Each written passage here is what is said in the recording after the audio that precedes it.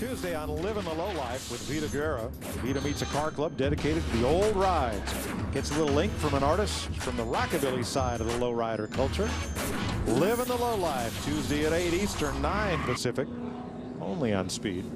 Just as we went to break, Eddie McDonald got turned into the turn 4 wall, and his number 71 is behind the wall. Second one that Eddie's been in tonight, this one not of his doing, and the fuel cell enclosure on the left rear is down on the ground. So not sure if Eddie's going to be able to get back in this race or not. Yeah, tough break for Eddie McDonald, but it's going to be a benefit to Trevor Bayne. Trevor Bayne will be our lucky pass, our lucky free pass recipient, so he will be back on the lead lap, and that will be 18 cars on the lead lap. Dick?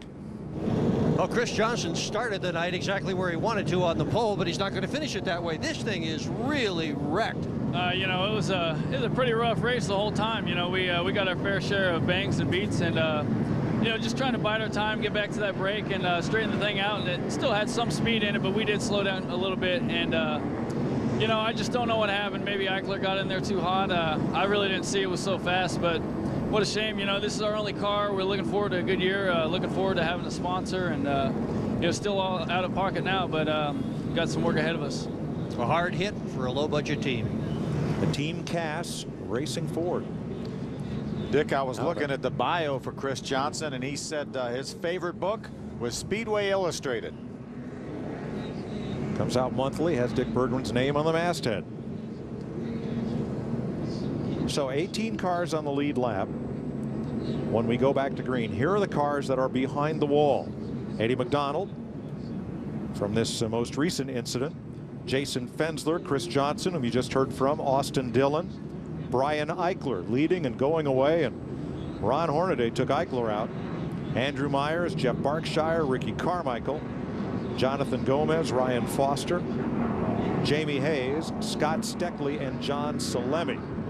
When I say Hornaday took him out, Hornaday didn't go up and intend to run into him and dump his car into the wall, but it was a collision that, from our point of view, looked avoidable. Yeah, it looked like Ron just got in there too hard and could not keep his car down on the bottom of the racetrack.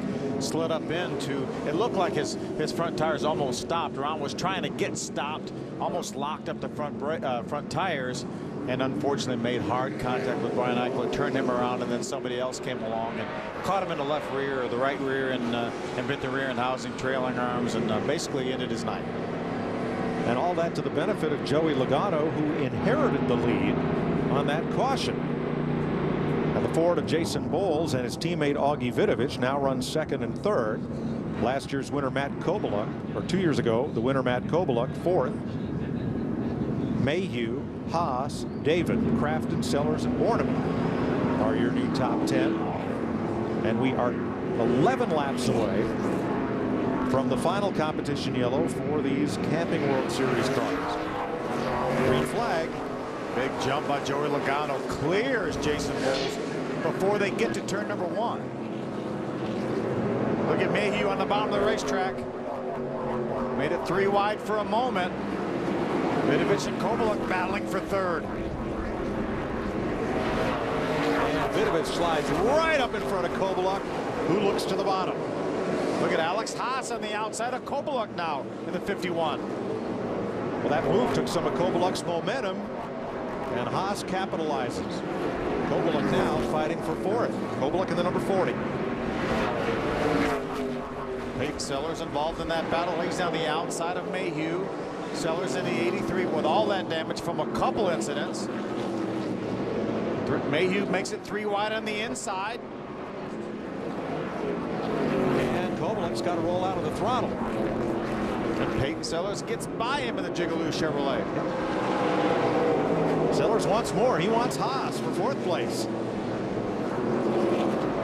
Vidovich got a little loose up in front of him, and Sellers had to pedal it just a bit. Jared Car Johnson. in the wall. Yeah, Jared Johnson in the wall, turn 2, but continues. Does not look like it's going to bring out a caution flag. We're just about 6 laps away from another 10-minute break. Alex Haas, Augie Vidovich battling for the 3rd spot. Oh, big time lose for Alex Haas. Does not get out of the throttle, and it takes over the third position. Oh, and then gets around dumped. he goes. Gets dumped by Augie Vidovich.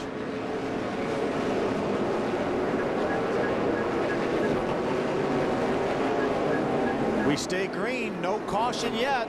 That's a surprise. Now we've got it. Yeah, Turn caution 2 does come out now. That's because Eric Richardson is still stopped in turn 2 and could not get going. We may be so close to the 200 lap mark, Mike, that NASCAR may say, okay, this is going to be your next break.